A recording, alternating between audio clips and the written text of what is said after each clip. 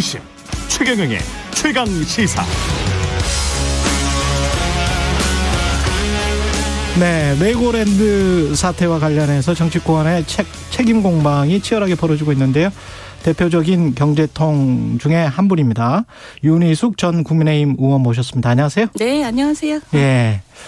관련해서 이제 김진태 강원도지사가 어제 베트남에서 오셨더라고요. 오면서 이제 기자회견 하는 거를 제가 봤는데 좀 미안하죠. 어찌 됐든 본의가 아닌데 이렇게 이제 흘러버려서 이게 이제 일성이었습니다. 어떻게 보십니까? 본인은 당연히 아니었겠죠. 아니, 이런 본의를 가진 사람이 어디 있겠어요. 본인은 아니었겠죠. 근데 이제 실수입니까? 제 생각에는 이 채권 시장이 이렇게 전체가 다 연결돼 있다는 것을 잘 이해하지 못하신 게 아닌가 싶어요. 이게 강원도 내의 문제다라고 생각하신 게 아닌가 하는 생각이 좀 들어요.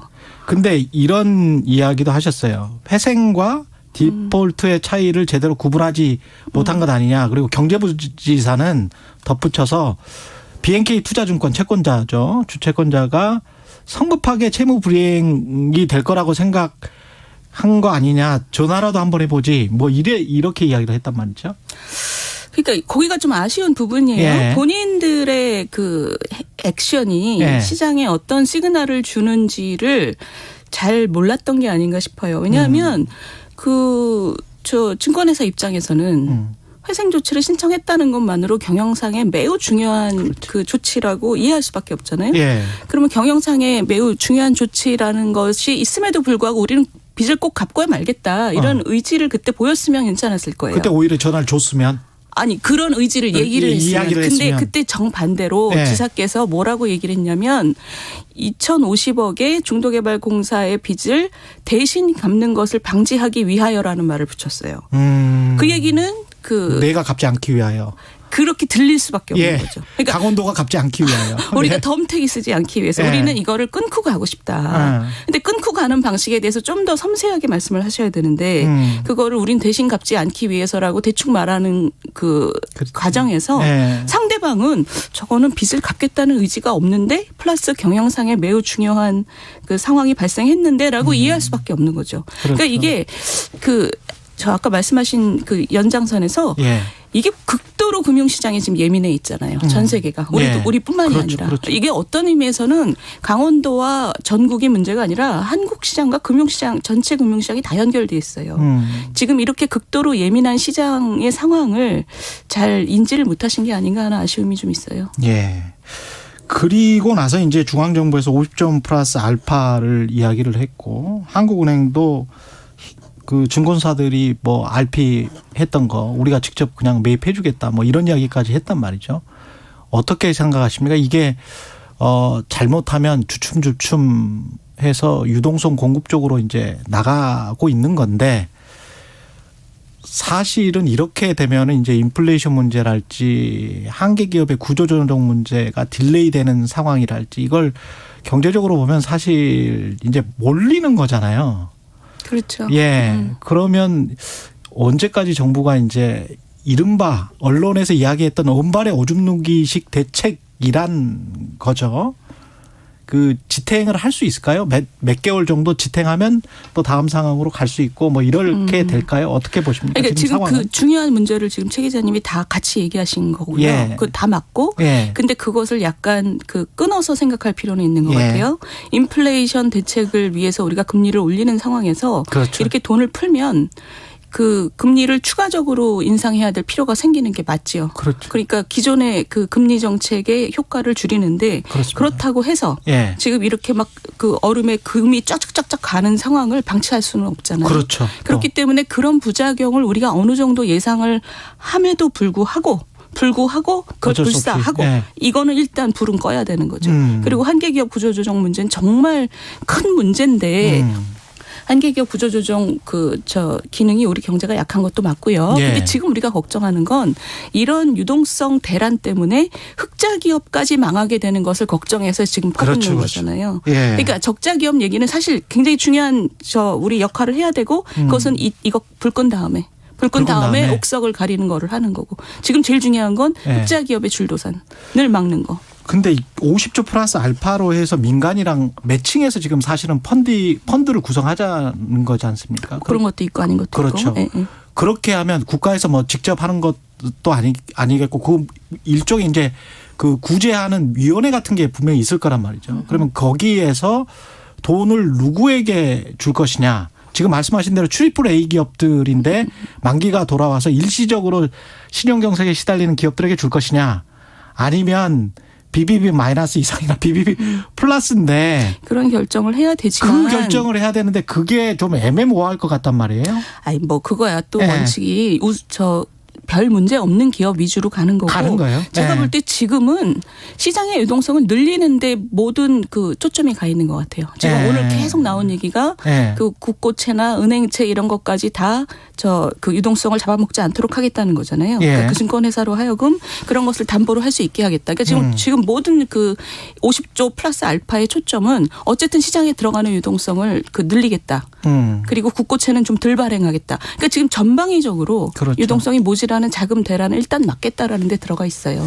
근데 이게 시장은 사실은 한 달 전부터 아시겠지만 한 달 전부터 이랬거든요. 그런데 이제 강원도지사가 어떻게 보면 담배꽁초를 잘못 버린 거예요.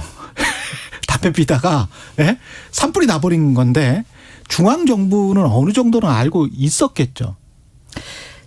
그거를 지금 많은 언론에서 지적하고 있죠. 늦장 대응이라고. 근데 저는 그거는 부총리께서 좀 얘기를 해 주셨으면 좋겠어요. 저도. 그러니까 왜냐하면 그 지난달 28일이잖아요. 그렇죠. 28일에 이걸 했고 그 이후로 시장에서 경색의 그 우려가 있었단 말이에요. 근데 거기에 대해서 어떤 인지했는지와 어떤 조치가 있었는지에 대해서는 그걸 좀 설명을 해야지 지금 우리 최 기자님처럼 왜냐하면 그 불안은 다음에도 이렇게 담배꽁초 잘못 버리면 정말 신속하게 소방서가 들어오는 거 맞아? 이런 지금 불안을 갖고 있단 말이에요. 그런 불안을 불식시키기 위해서라도 지금 우리가 최대한 빨리 대응한 것이냐에 대한 설명은 저는 좀 제공될 필요가 있다고 생각해요. 그래서 급한 불을 지금 계속 끄고 있는데 그런 차원에서 그러면은 경제민생회의 있지 않습니까? 어제. 거기에서 이제 15조 이상의 아파트에 대한 대출, 그다음에 LTV 완화. 이거는 부동산 시장의 PF 부실이 한 150조 정도 된다고 하는데 그 지금 착공하고 진행되고 있는 것 또는 론칭하려고 하는 그런 사업들이 지금 현재 기존 매매가 안 되는 것과 이제 연결이 되기 때문에 시장 침체와 그런 것을 지금 염려해서 하는 겁니까? 어떻게 보십니까?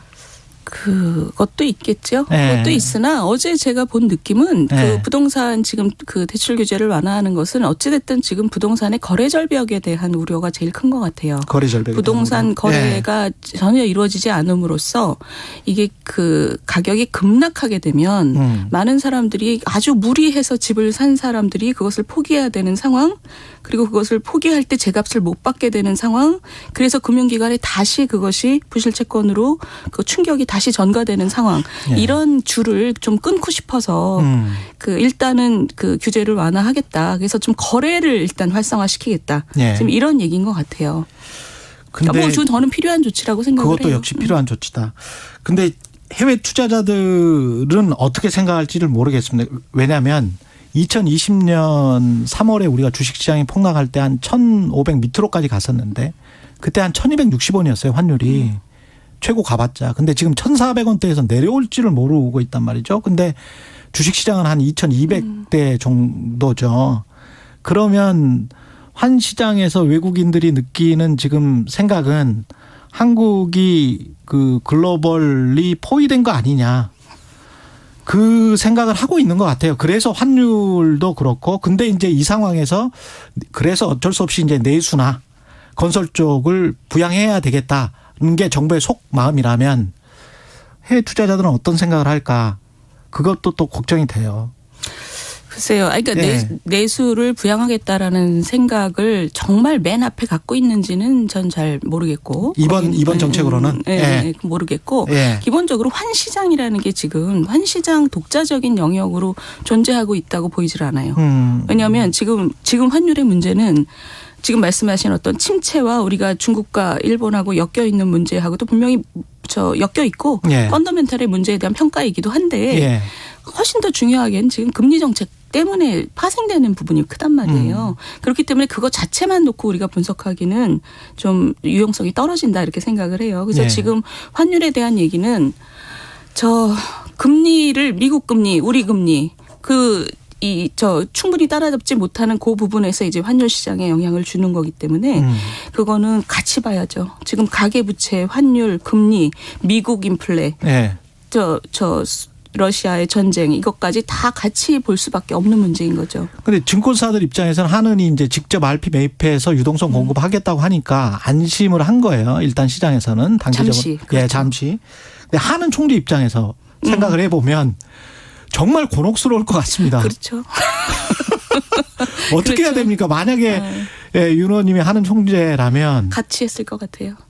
똑같이. 똑같이. 왜냐하면 예. 일의 선호가 있잖아요. 예. 일의 선호가 있고 지금 또 인플레하고 싸워야 되고 계속 거시적인 기조는 변치 않겠다라고 말씀을 하신 것도 난 정확하게 맞다고 보고 그러나 지금 당장 불이 난 거는 불은 끄고 봐야 되는 거고.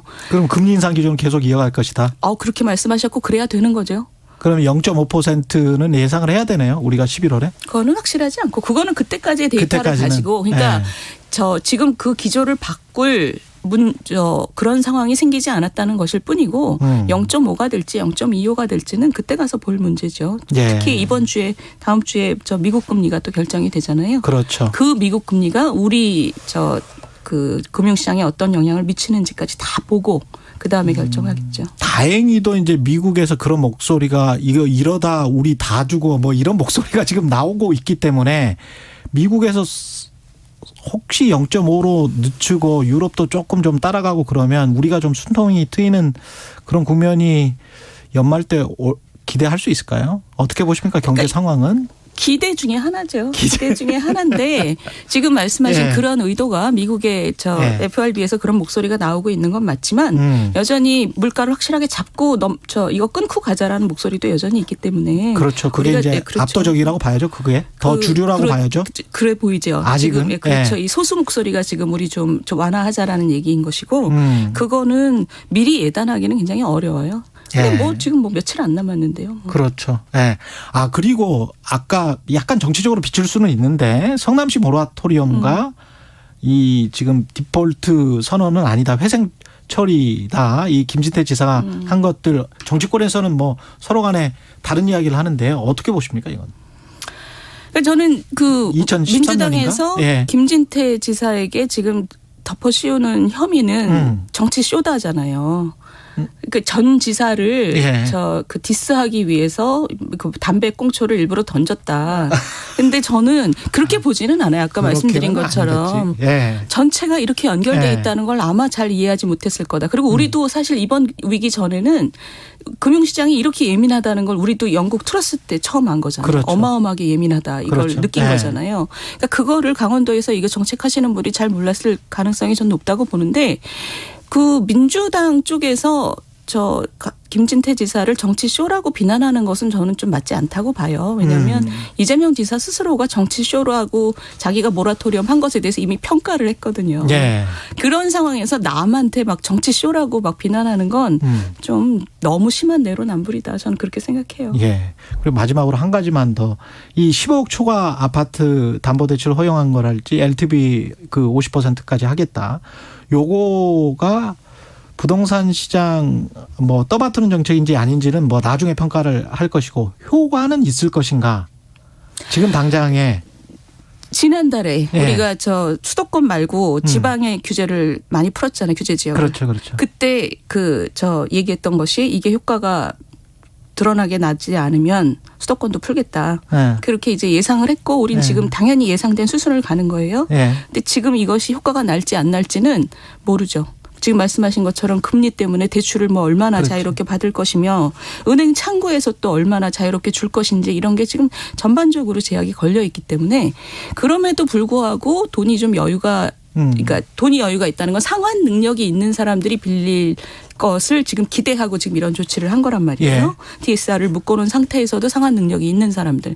그런 사람들이 얼마나 될지에 대해서는 지금 저는 예측하기 쉽지 않다고 봐요. 그런데 효과가 있길 바라는 거죠. 한 가지만 더 관련해서 지난번에 이제 국토교통부 장관은 30-40%더 떨어져도 상관없다 이렇게 말씀하셨는데 그때 그 이야기를 들으면서 제가 이제 속으로 생각한 거는 속도가 문제인데 떨어지는 속도가 30-40% 방향이 그렇게 떨어져서 5년, 10년 동안 떨어지면 상관없죠. 근데 이제 급락을 하면 아주 안 좋잖아요. 어떻게 보세요? 지금 부동산 시장이 그럴 여건입니까?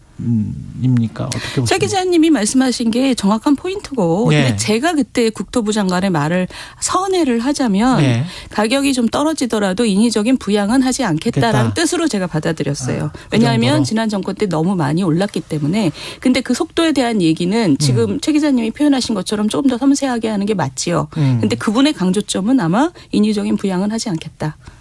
알겠습니다. 여기까지. 예, 1391님 지금 막 들었는데 윤희숙 의원님 나오셨네요. 반갑습니다. 많은 분들이 윤 의원님 반가워하고 계시는데요. 가끔 나와서 이렇게 사실은 좀 안면이 있습니다. 많은 분들이 반가워하고 계십니다. 앞으로도 자주 나와 주십시오. 네, 고맙습니다. 감사합니다. 윤희숙 전 국민의힘 의원이었습니다. 오늘 하루 이슈의 중심. 당신의 아침을 책임지는 직격 인터뷰. 여러분은 지금 KBS 1라디오 최경영의 최강시사와 함께하고 계십니다. 네, 어제 문재인 정부 안보라인 고인사들이 모여서 기자회견을 가졌는데요. 서해 공무원 사건 조작 은폐설에 대해서 정면으로 반박을 했습니다. 정보위 국감에서도 관련 공방이 있었고 국회 정보위 민주당 간사 윤건영 의원 연결돼 있습니다. 안녕하십니까? 네, 안녕하세요. 서울 구로울의 윤건영입니다. 예, 이 윤 의원님 어제 기자회견은 갑작스럽게 준비된 건가요? 아니면은 그동안의 상황을 좀 보시다가 언젠가는 해야 되겠다 이렇게 지금 논의를 하셨던 겁니까? 그 지렁이도 밟으면 꿈틀댄다는 말이 있지 않습니까? 윤석열 정부가 조작으로 거짓